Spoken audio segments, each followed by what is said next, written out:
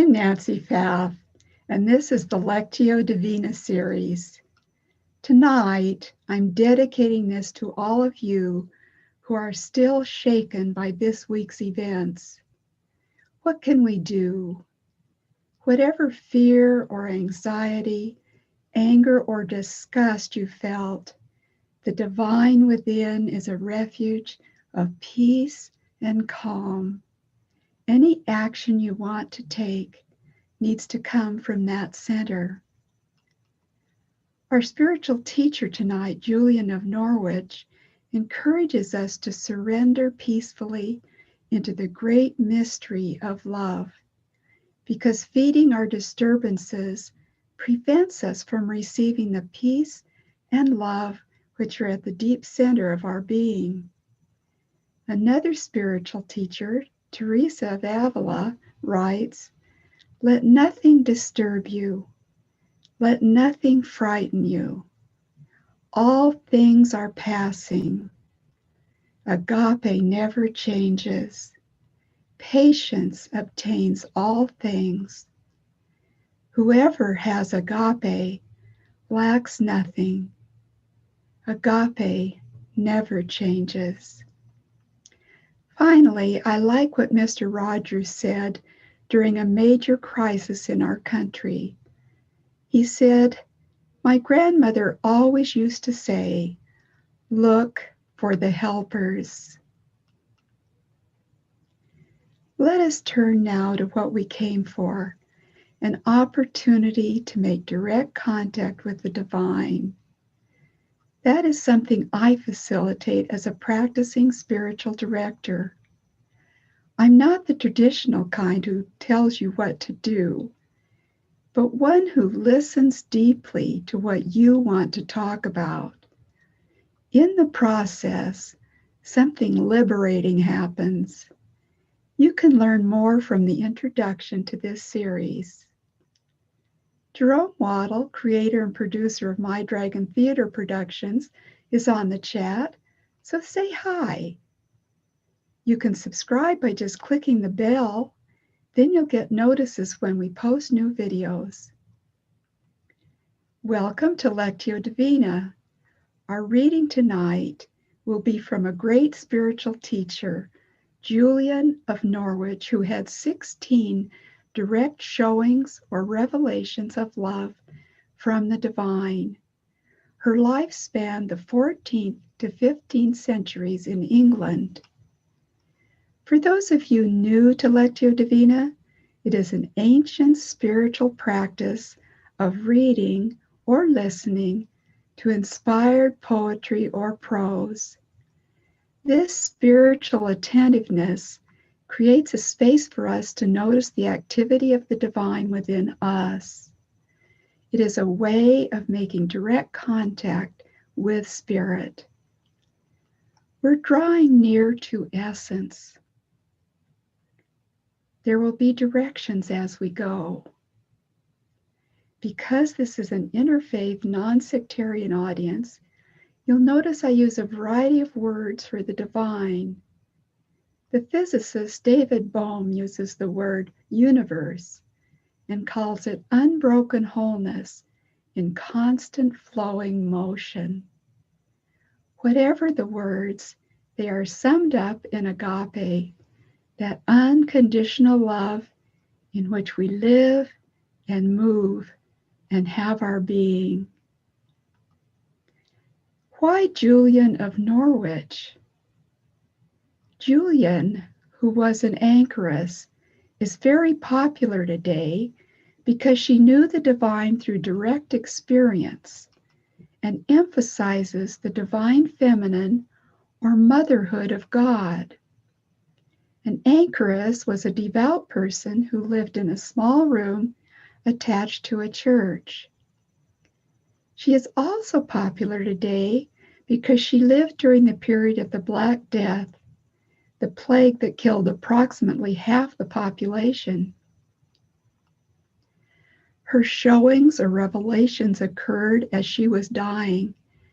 Just before her soul began to slip away, she had a vision of Christ followed by 15 more visions, all of which opened her understanding about the reality of essence. All of these showings revealed the nature of the divine, whose love has nothing to do with rules and retribution, and everything to do with mercy and compassion. Our failings, missing the mark, are simply an opportunity to grow and should be honored as such. She had already witnessed 3 rounds of the Black Death. She was familiar with suffering. Yet her most famous saying is, "All shall be well, and all shall be well, and all manner of things shall be well." The showings imprinted in her the love of the divine, that we are all loved. Showings of Julian of Norwich, a New Translation by Mirabai Starr, is a good book to take you into Julian's experience of the divine and the wisdom she gained. Mirabai writes about Julian's experience. "You have been to the threshold of death and felt the breath of eternity on your eyelids. You don't need appointed intermediaries to tell you about the Holy One. You have had a direct encounter, and it has changed you." Let's prepare now for Julian's reading. Let's set an intention to be aware of the spirit within. A simple ritual, like placing your hand on your heart or lighting a candle or something else as a sign of your intention, helps connect the inner and outer worlds, consciousness, and the unconscious. State your intention and do your ritual now. By paying attention to our inner reactions to the reading, we can experience the holy manifesting in us. There will be 3 readings of the quote. The 3rd reading will be a special pre-recorded reading by Jerome Waddle. Let's do a few deep breaths to relax and open. I'm doing it with you.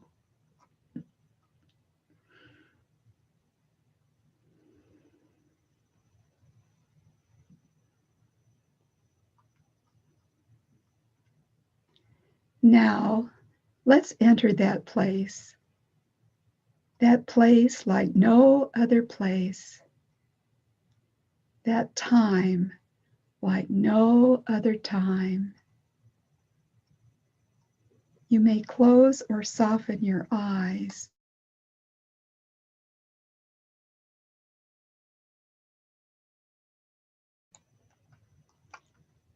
Picture or sense yourself by a peaceful body of water.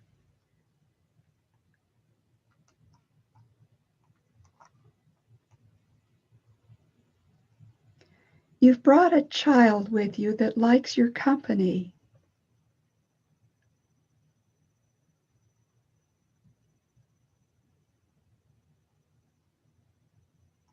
Position yourself so that the child's face and your face are at the same level.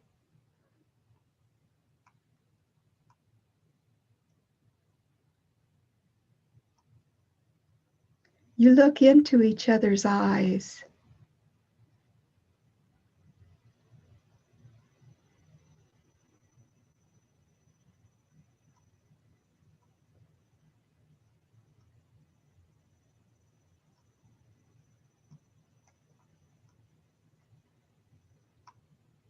Be present to the experience.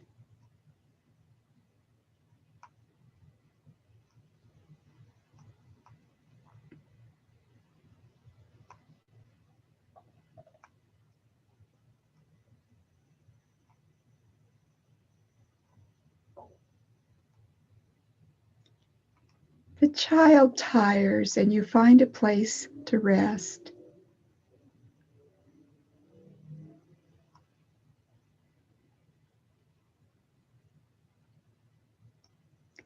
With the child sleeping near you, all your cares and concerns flow down into the water.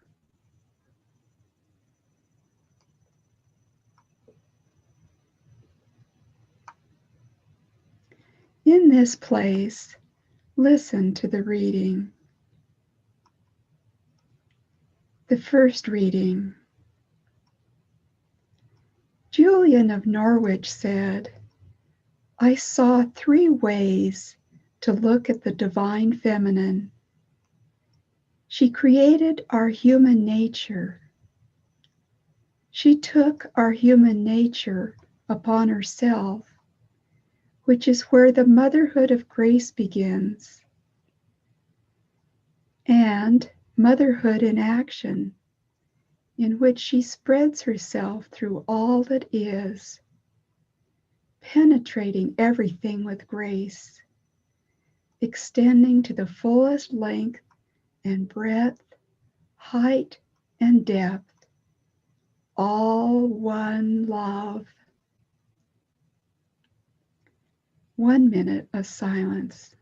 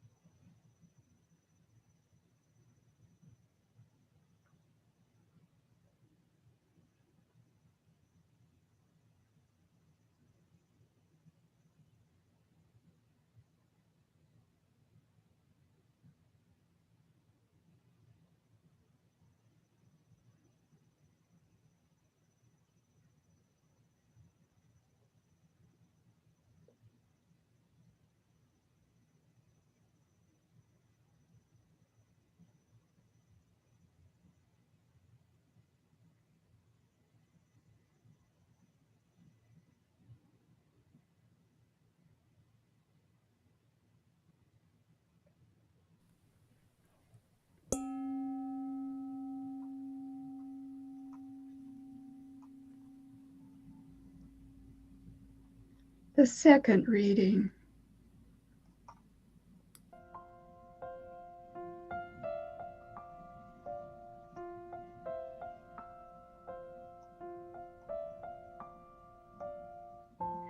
Julian of Norwich said, "I saw 3 ways to look at the divine feminine. She created our human nature. She took our human nature upon herself, which is where the motherhood of grace begins, and motherhood in action, in which she spreads herself through all that is, penetrating everything with grace, extending to the fullest length and breadth, height and depth, all one love."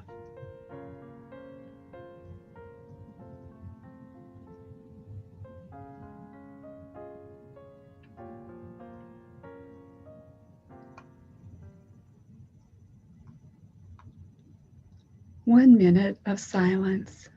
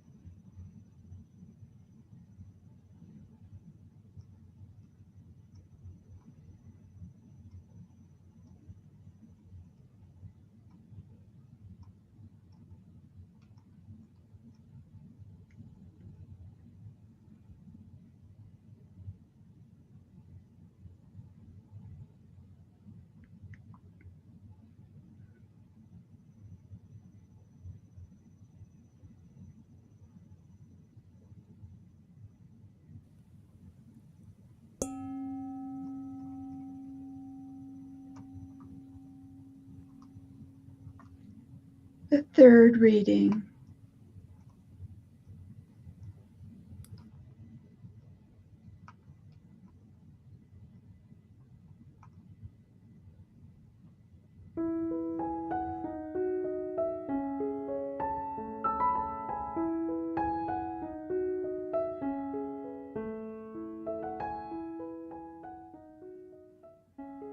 Julian of Norwich said, "I saw 3 ways to look at the divine feminine. She created our human nature. She took our human nature upon herself, which is where the motherhood of grace begins. And motherhood in action, in which she spreads herself through all that is, penetrating everything with grace, extending to the fullest length and breadth, height and depth, all one love."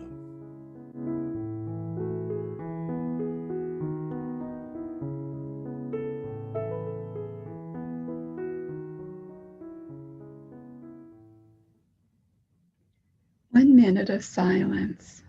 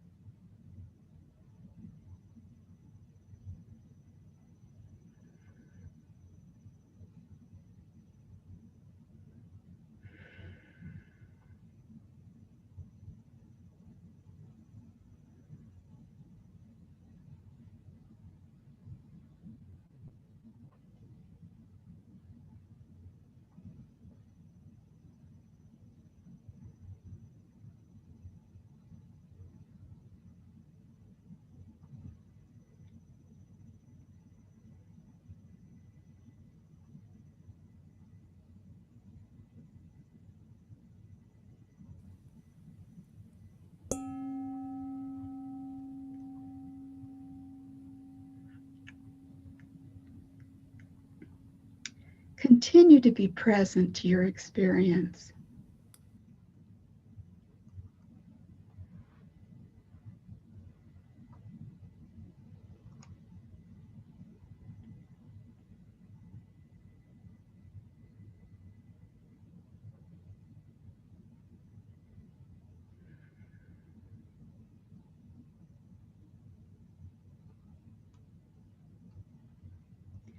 As you open your eyes, give attention to your breath.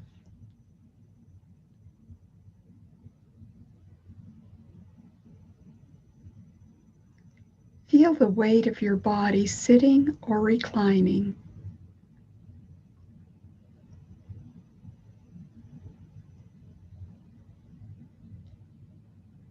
Look thoughtfully around you.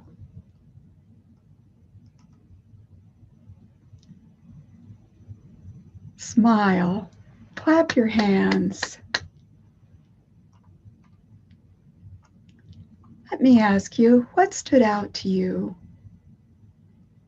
What was the most interesting or something you questioned? The strongest feeling you had? That was your point of contact with Source and a place to begin a dialogue. Share with Source what you felt or thought and why you guess that happened now. Watch and listen for a response.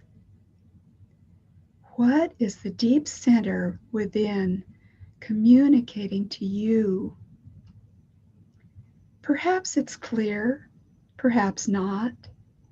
To increase clarity, do something creative to express this experience.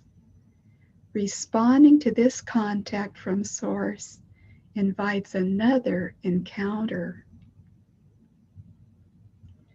Let me tell you a story about my recent Lectio Divina experience. Last weekend, it had been rough. Instead of peace within, I was all churned up over a disagreement with friends.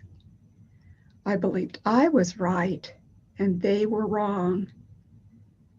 This attitude seemed to open a Pandora's box to many negative thoughts and feelings. I felt imprisoned in an airless cell. On my quest for peace, seeking freedom from this barrage of negative thoughts, I turned to Richard Rohr's daily meditation from the Center for Action and Contemplation. He had this to say, quote, "Contemplative prayer lives in a spacious place, free of personal needs or meanings, or even interpretations. Life does not care what I like or don't like. It doesn't matter a bit. If we stay in the world of preference, we keep ourselves as the reference point. The real question is, what does this experience have to say to me? Not whether or not I liked it, but what does it have to teach me? What's the message or gift in this for me? How is the divine in this event? Where is spirit in this suffering? This is a prayer of unveiling, asking that the cruciform shape of reality be revealed to us within the very shape and circumstances of our own lives." End quote. My inner response was, ouch, because Richard Rohr's words pointed out how enmeshed I was in likes and dislikes, producing judgments, rather than in letting my experience of deep darkness teach me something or reveal a gift. I've learned that when I tense up and don't want to hear something, it's usually because I need to make some change and I'm resisting. I knew to get still and open myself to essence. And when I did, I touched that unconditional love, the grace of the divine feminine. It was a mystical experience. The contrast between essence with its spaciousness and freedom and the oppression from holding on to likes and dislikes completely shifted my compass. There was no question that being in alignment was the place of life and fullness. More help came through a spiritual teacher who helped me see how I needed a more detached attitude. When I read Richard Rohr's meditation, agape reached into my mind and heart and gave me a path to liberation. Practicing Lectio Divina with Richard Rohr's meditation opened the door for transformation. There was the gift.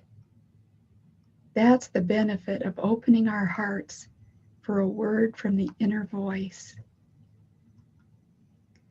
I'd like to close with this poem about a mystical experience with love by Marie Howe, a poet laureate. She refers to this direct encounter with the divine as it. Annunciation by Marie Howe. Even if I don't see it again, nor ever feel it, I know it is, and that if once it hailed me, it ever does. And so it is myself I want to turn in that direction. Not as toward a place, but it was a tilting within myself as one turns a mirror to flash the light to where it isn't.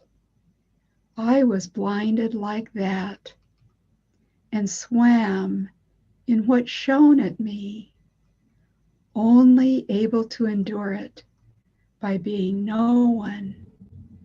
And so specifically myself, I thought I'd die from being loved like that. Now, before we go, I'd love you to share your experience or ask a question or just let us know you're there. Please leave a comment. Your comments can help me decide what readings to do. Miles, one of our viewers, has suggested a spiritual master for a future program, and you may want to recommend one. To enjoy Jerome Waddle's readings, just type in Jerome Waddle in the YouTube search bar. If you'd like to go deeper in your spiritual journey, contact me as a spiritual director or spiritual guide. There's no financial obligation for a first conversation. You can see if it benefits you. Just email me at sacredquestreno@gmail.com. Also, if you have questions or you'd like to share your experience with this reading, I love hearing from you. Thank you for joining me. May the love that passes all understanding keep you in peace.